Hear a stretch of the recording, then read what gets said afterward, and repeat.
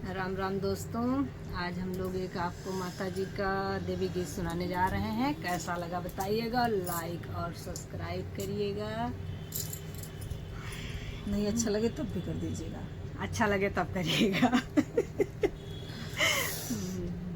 मंदिरा में उड़ेला गुलाल की मैया जी का मन तरसे। मंदिरा में उड़ेला गुलाल की मैया जी का मन तरसे।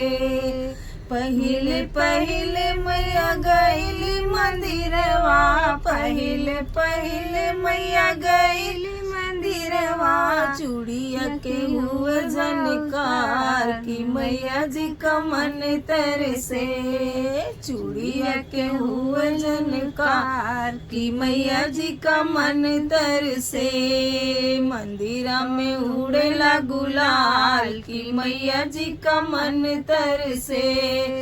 पहिले पहिले मैया गईली मंदिरवा, पहिले पहिले मैया गईली मंदिरवा।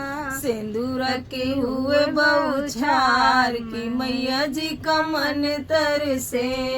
सिंदूरा के हुए बौछार की मैया जी का मन तरसे। मंदिरा में उड़ेला गुलाल की मैया जी का मन तरसे। पहिले पहिले मैया गईली मंदिरवा, पहिले पहिले मैया गईली मंदिरवा। चूड़िया के हुए झनकार की मैया जी का मन तरसे।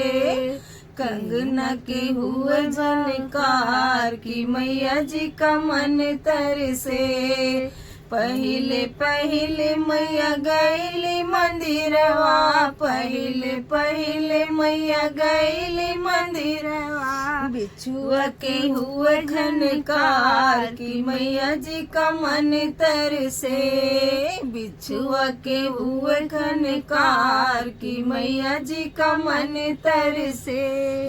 पहिले पहिले मैया गईली मंदिरवा, पहिले पहिले मैया गईली मंदिरवा। चूड़िया के उड़ेला बहार की मैया जी का मन तरसे। चुनरी के उड़ेला बहार की मैया जी का मन तरसे। मंदिरा में उड़ेला गुलाल की मैया जी का मन तरसे। मंदिरा में उड़ेला गुलाल की मैया जी का मन तरसे। जय माता रानी।